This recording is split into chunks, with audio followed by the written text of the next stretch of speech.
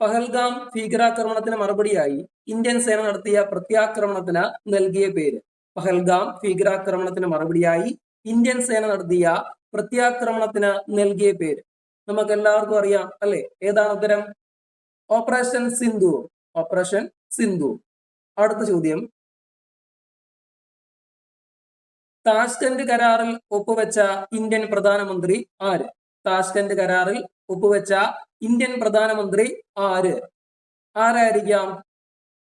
ലാൽ ബഹദൂർ ശാസ്ത്രി. ആരാണ്? ലാൽ ബഹദൂർ ശാസ്ത്രി. ഏതാണ്? താഷ്കന്റ് കരാർ. അപ്പൊ താഷ്കന്റ് കരാറിൽ ഒപ്പുവെച്ച ഇന്ത്യൻ പ്രധാനമന്ത്രി ആരാണ്? ലാൽ ബഹദൂർ ശാസ്ത്രി. അടുത്ത ചോദ്യം, പോണ്ടിച്ചേരിയുടെ പിതാവ് എന്നറിയപ്പെടുന്ന ഫ്രഞ്ച് ഗവർണർ. പോണ്ടിച്ചേരിയുടെ പിതാവ് എന്നറിയപ്പെടുന്ന ഫ്രഞ്ച് ഗവർണർ ആരായിരിക്കാം? François Martin. ആരാണ്? François Martin. എങ്ങനെ അറിയപ്പെടുന്നെന്ന് പറയുന്നേ? പോണ്ടിച്ചേരിയുടെ പിതാവ്. മറക്കല്ലേ. അടുത്ത ചോദ്യം,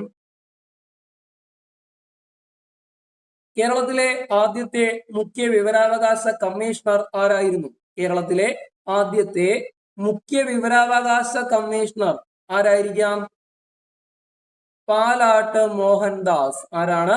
പാലാട്ട് മോഹൻദാസ്. മറക്കല്ലേ. അടുത്ത ചോദ്യം, കേരളത്തിൽ ആദ്യമായി ഉപതെരഞ്ഞെടുപ്പ് നടന്ന നിയമസഭാ മണ്ഡലം ഏത്? കേരളത്തിൽ ആദ്യമായിട്ട് ഉപതെരഞ്ഞെടുപ്പ് നടന്ന നിയമസഭാ മണ്ഡലം നമുക്കെല്ലാവർക്കും അറിയാം. ഏതാണത്? ദേവികുളം. ചോദ്യം മറക്കില്ല. കേരളത്തിൽ ആദ്യമായിട്ട് ഉപതെരഞ്ഞെടുപ്പ് നടന്ന നിയമസഭാ മണ്ഡലം ഏതാണ്? ദേവികുളം. അടുത്ത ചോദ്യം, കേരളത്തിൽ ഏറ്റവും കൂടുതൽ കാലം ഉപമുഖ്യമന്ത്രി പദം വഹിച്ചതാര്? ചോദ്യം ശ്രദ്ധിക്കണേ. കേരളത്തില് ഏറ്റവും കൂടുതൽ കാലം ഏതാ ഉപമുഖ്യമന്ത്രി പദം വഹിച്ചതാര്? ആരായിരിക്കാം? ഉത്തരം കിട്ടിയോ? ആരാണ്? ഔക്കാദർ കുട്ടി നാഹ. ആരാണ്? ഔക്കാദർ കുട്ടി നാഹ. അടുത്ത ചോദ്യം, ഇന്ത്യൻ ഭരണഘടന ഭേദഗതി ചെയ്യുന്നതിനുള്ള നടപടിക്രമം ഏത് ആർട്ടിക്കിളിലാണ് വിവരിച്ചിരിക്കുന്നത്? ചോദ്യം ശ്രദ്ധിക്കണേ. ഇന്ത്യൻ ഭരണഘടന ഭേദഗതി ചെയ്യുന്നതിനുള്ള നടപടിക്രമം ഏത് ആർട്ടിക്കിളിലാണ് വിവരിച്ചിരിക്കുന്നത്? അപ്പൊ ഏതിലായിരിക്കും? ആർട്ടിക്കിൾ ഏതായിരിക്കും? ആർട്ടിക്കിൾ 368. Option C, article 368. അടുത്ത ചോദ്യം, ഏത് ദിവസമാണ് രാജ്യാന്തര ഭിന്നശേഷി ദിനമായി ആചരിക്കുന്നത്? ചോദ്യം ശ്രദ്ധിക്കണേ. ഏത് ദിവസമാണ് രാജ്യാന്തര ഭിന്നശേഷി ദിനം ആയിട്ട് ആചരിക്കുന്നത്? അപ്പൊ ഏതായിരിക്കും അത്? ഡിസംബർ 3 എന്നാണ്. ഡിസംബർ 3. അടുത്ത ചോദ്യം, തുരുമ്പിച്ച ഗ്രഹം എന്നറിയപ്പെടുന്നത്? തുരുമ്പിച്ച ഗ്രഹം അല്ലെ, ഏതായിരിക്കും? ഓപ്ഷൻ അത് വ്യാഴമുണ്ട്, ചൊവ്വ, ശനി, ബുധൻ. ചോദ്യം എന്തുവാ? തുരുമ്പിച്ച ഗ്രഹം അല്ലെ. അപ്പൊ ഇതിൽ ഏതാണ് ഉത്തരം? Option C. ഏതാണ്? ചൊവ്വ. അപ്പൊ ചൊവ്വ ഗ്രഹമാണ് എങ്ങനെ അറിയപ്പെടുന്നത്? തുരുമ്പിച്ച ഗ്രഹം. മറക്കല്ലേ. അടുത്ത ചോദ്യം, നർമ്മദയുടെ ഇരട്ട എന്നറിയപ്പെടുന്ന നദി ഏത്? നർമ്മദയുടെ ഇരട്ട എന്നറിയപ്പെടുന്ന നദി എങ്ങനെ? നർമ്മദയുടെ ഇരട്ട. അപ്പൊ ഏതായിരിക്കാം അത്? താപ്തി. ഏതാണ്? താപ്തി. എങ്ങനെ? നർമ്മദയുടെ ഇരട്ട. ഏതാണ്? താപ്തി. അടുത്ത ചോദ്യം, എല്ലാ ശിലകളുടെയും മാതൃശില എന്നറിയപ്പെടുന്ന ശില ഏത്? എല്ലാ ശിലകളുടെയും എങ്ങനെ? മാതൃശില എന്നറിയപ്പെടുന്ന ശില ഏതായിരിക്കാം? ഉത്തരം ആഗ്നേയശില. ഏതാണ്? ആഗ്നേയശില. അടുത്ത ചോദ്യം, കത്താൻ സഹായിക്കുന്ന വാതകം. കത്താൻ സഹായിക്കുന്ന വാതകം ഏതാ? ഓക്സിജൻ. ഏതാണ്? ഓക്സിജൻ. അടുത്ത ചോദ്യം, ലോകത്തിലെ ഏറ്റവും പ്രായം കുറഞ്ഞ പർവ്വതങ്ങൾ ഏത്? ലോകത്തിലെ ഏറ്റവും പ്രായം കുറഞ്ഞ പർവ്വതങ്ങൾ ഏത്? അപ്പൊ ഏതായിരിക്കും അത്? Option A. ഏതാണ്? മടക്കു പർവ്വതങ്ങൾ. മറക്കല്ലും. ലോകത്തിലെ ഏറ്റവും പ്രായം കുറഞ്ഞ പർവ്വതങ്ങളാണ് ഏത്? മടക്കു പർവ്വതങ്ങൾ. അടുത്ത ചോദ്യം, വൈറ്റമിൻ സിയുടെ അഭാവം മൂലമുണ്ടാകുന്ന ഏത് രോഗത്തെയാണ് നാവികരുടെ രോഗം എന്നറിയപ്പെടുന്നത്? ചോദ്യം ശ്രദ്ധിക്കണേ. അപ്പൊ എന്തിന്റെ അഭാവം പറയുന്നത്? വൈറ്റമിൻ സിയുടെ അഭാവം അല്ലെ? ഏത് രോഗത്തെയാണ് എങ്ങനെ അറിയപ്പെടുന്നത്? നാവികരുടെ രോഗം എന്നറിയപ്പെടുന്നത്. അപ്പൊ ഏതാണ് ഉത്തരം? Option B. ഏതാണ്? സ്കർവി. മറക്കല്ലേ, ഏതാണ്? സ്കർവി. അടുത്ത ചോദ്യം, ഓസോൺ പാളിയെ നശിപ്പിക്കുന്ന പ്രധാന വാതകം ഏത്? ഓസോൺ പാളിയെ നശിപ്പിക്കുന്ന പ്രധാന വാതകം ഏത്? ഏതാണ്? CFC, ക്ലോറോ ഫ്ലൂറോ കാർബണുകൾ അല്ലെ? അപ്പൊ ഏതാണ്? CFC. അടുത്ത ചോദ്യം, നമ്മ മെട്രോ എന്നറിയപ്പെടുന്ന റെയിൽവേ പദ്ധതി ഏത്? ചോദ്യം എങ്ങനെയാണ്? നമ്മ മെട്രോ എന്നറിയപ്പെടുന്ന റെയിൽവേ പദ്ധതി ഏത്? അപ്പൊ ഏത് പദ്ധതി ആയിരിക്കും? ഏത് റെയിൽവേ പദ്ധതി ആയിരിക്കും നമ്മ മെട്രോ എന്നറിയപ്പെടുന്നത്? ഉത്തരം കിട്ടിയോ? ഏതാണ്? ബാംഗ്ലൂരു മെട്രോ ആണ് കേട്ടോ, ബാംഗ്ലൂരു മെട്രോ. അപ്പൊ ചോദ്യങ്ങൾ വായിക്കുന്ന സമയത്ത് ഓപ്ഷൻസ് നിങ്ങൾ കാണുമ്പോൾ നിങ്ങൾ ഏതായിരിക്കും ഉത്തരം എന്ന് ഇങ്ങനെ ആലോചിച്ച് വെച്ചേക്കണം. എന്നിട്ട് നിങ്ങൾക്ക് കിട്ടിയ മാർക്ക് എത്ര കിട്ടിയെന്നൊക്കെ ഉള്ളതൊന്ന് കമന്റ് ആയിട്ട് ചെയ്യുക. അപ്പൊ ശ്രദ്ധിക്കണേ, സൈരന്ധ്രി വനം എന്നറിയപ്പെടുന്ന ദേശീയോദ്യാനം, സൈരന്ധ്രി വനം എന്നറിയപ്പെടുന്ന ദേശീയോദ്യാനം ഇതെല്ലാവർക്കും അറിയാവുന്നതായിരിക്കും. ഏതാണത്? Silent Valley. ഏതാണ്? Silent Valley. എങ്ങനെയാ? സൈരന്ധ്രി വനം അല്ലെ? ഏതാണ്? Silent Valley. അടുത്ത ചോദ്യം,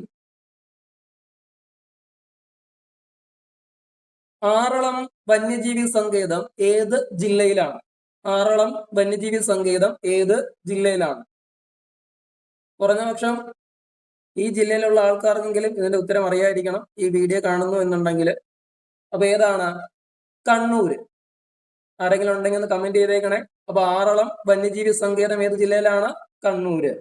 അടുത്ത ചോദ്യം, ഇന്ത്യയുടെ സുഗന്ധ വൃക്ഷം എന്നറിയപ്പെടുന്ന സസ്യം. ഇന്ത്യയുടെ സുഗന്ധ വൃക്ഷം എന്നറിയപ്പെടുന്ന സസ്യം. പലർക്കും ഡൗട്ട് വരും, ഏതാ? ചന്ദനമാണോന്ന്. ചന്ദനമൊന്നുമല്ല, ഇനി ഗ്രാമ്പു, ഏലക്ക. അപ്പൊ ഏതാണ് ഇവിടെ ശരിയായ ഉത്തരം? അത് അഗർവുഡ്. ഒരു കാരണവശാലും മറക്കല്ലും. ചോദ്യം എങ്ങനെയാണ്? ഇന്ത്യയുടെ സുഗന്ധ വൃക്ഷം. ഇന്ത്യയുടെ സുഗന്ധ വൃക്ഷം എന്നറിയപ്പെടുന്ന സസ്യം ഏതാണ്? ശരിയായ ഉത്തരം അഗർവുഡ്. ഏതാണ്? അഗർവുഡ്. അടുത്ത ചോദ്യം, ജപ്പാനിലെ ആദ്യ വനിതാ പ്രധാനമന്ത്രി. ജപ്പാനിലെ ആദ്യ വനിതാ പ്രധാനമന്ത്രി ആരാണ്? അത് സനൈ തകൈച്ചി. ആരാണ്? Sanae Takaichi. അടുത്ത ചോദ്യം, നാട്ടുരാജ്യങ്ങളെ ഇന്ത്യൻ യൂണിയനിൽ ലയിപ്പിക്കുവാനുള്ള ലയന കരാറിൽ ഒപ്പിട്ട വ്യക്തി. നാട്ടുരാജ്യങ്ങളെ ഇന്ത്യൻ യൂണിയനിൽ ലയിപ്പിക്കുവാനുള്ള ലയന കരാറിൽ ഒപ്പിട്ട വ്യക്തി ആരായിരിക്കാം അത്? ഉത്തരം കിട്ടിയ നമുക്ക് എല്ലാവർക്കും അറിയാം. ആരാണ്? പട്ടേൽ അല്ലേ? ആരാണ്? സർദാർ വല്ലഭായ് പട്ടേൽ. അടുത്ത ചോദ്യം, ലിഫ്റ്റിന്റെ ചലനം ഏതുതരം ചലനത്തിന് ഉദാഹരണമാണ്? ലിഫ്റ്റിന്റെ ചലനം ഏതുതരം ചലനത്തിന് ഉദാഹരണമാണ്? അപ്പൊ ഏതായിരിക്കാം ശരിയായ ഉത്തരം? നേർരേഖാ ചലനം. ഏതാണ്? നേർരേഖാ ചലനം. അടുത്ത ചോദ്യം, തിരുവിതാംകൂറിൽ പണ്ടാരപ്പാട്ട വിളംബരം നടത്തിയ വർഷം. തിരുവിതാംകൂറില് പണ്ടാരപ്പാട്ട വിളംബരം നടത്തിയ വർഷം. അപ്പൊ ഏത് വർഷമായിരിക്കും? ഓപ്ഷൻ ശ്രദ്ധിച്ച്. എല്ലാം 5 വന്നിരിക്കുന്നത് അല്ലേ? 55, 75, 65, 85. അപ്പൊ ശരി ഉത്തരം ഏതാണ്? ഓപ്ഷൻ ബി എന്ന 1865. എന്തുവാ? തിരുവിതാംകൂറില് പണ്ടാരപ്പാട്ട വിളംബരം നടത്തിയ വർഷം 1865. അടുത്ത ചോദ്യം, കിഴവൻ രാജ എന്നറിയപ്പെടുന്ന തിരുവിതാംകൂർ രാജാവ്. എങ്ങനെയാണ്? കിഴവൻ രാജ. ഓക്കെ, കിഴവൻ രാജ എന്നറിയപ്പെടുന്ന തിരുവിതാംകൂർ രാജാവ്. അപ്പോ അത് ആരായിരിക്കാം? ഉത്തരം കിട്ടിയോ? ആരാണ്? കാർത്തിക തിരുനാൾ രാമവർമ്മ. ആരാണ്? കാർത്തിക തിരുനാൾ രാമവർമ്മ. അടുത്ത ചോദ്യം, ഇംഗ്ലണ്ടിലെ മഹത്തായ വിപ്ലവ സമയത്ത് ഇംഗ്ലണ്ട് ഭരിച്ചിരുന്ന രാജവംശം ഏത്? ഇംഗ്ലണ്ടിലെ മഹത്തായ വിപ്ലവ സമയത്ത് ഇംഗ്ലണ്ട് ഭരിച്ചിരുന്ന രാജവംശം ഏത്? ഉത്തരം കിട്ടിയോ? ഏതാണ്? സ്റ്റുവർട്ട് രാജവംശം. ഏതാണ്? സ്റ്റുവർട്ട് രാജവംശം. അപ്പൊ ഈ ചോദ്യം ഉത്തരവ് നോക്കുന്ന സമയത്ത് ഏതെങ്കിലും കാർട്ടൂൺ ഓർമ്മ വരുന്ന ആരെങ്കിലും ഉണ്ടെങ്കിൽ ഒന്ന് കമന്റ് ചെയ്തേക്കണേ. ഓക്കെ, മറക്കലും. ഇംഗ്ലണ്ടിലെ മഹത്തായ വിപ്ലവ സമയത്ത് ഇംഗ്ലണ്ട് ഭരിച്ചിരുന്ന രാജവംശം ഏതാണ്? സ്റ്റുവർട്ട് രാജവംശം. അപ്പൊ കമന്റ് ചെയ്യാൻ മറക്കണ്ട കേട്ടോ. അടുത്ത ചോദ്യം, ഇന്ത്യയിൽ ഏറ്റവും കൂടുതൽ ചണമില്ലുകൾ ഉള്ള സംസ്ഥാനം. ഇന്ത്യയിലെ ഏറ്റവും കൂടുതൽ എന്തോന്നാ ചണമില്ലുകൾ ഉള്ള സംസ്ഥാനം ഏതായിരിക്കാം ഉത്തരം? അത് പശ്ചിമ ബംഗാൾ. ഏതാണ്? പശ്ചിമ ബംഗാൾ. അടുത്ത ചോദ്യം, 1857 വിപ്ലവത്തിന്റെ ബുദ്ധി കേന്ദ്രം എന്നറിയപ്പെടുന്നത് ആര്? 1857 വിപ്ലവത്തിന്റെ ബുദ്ധി കേന്ദ്രം ആരാണത്? നാനാ സാഹിബ്. ആരാണ്? നാനാ സാഹിബ്. അടുത്ത ചോദ്യം, മെറിറ്റ് സംവിധാനത്തിന്റെ കാവൽക്കാരൻ എന്നറിയപ്പെടുന്നത്. മെറിറ്റ് സംവിധാനത്തിന്റെ കാവൽക്കാരൻ എന്നറിയപ്പെടുന്നത് ആരായിരിക്കാം?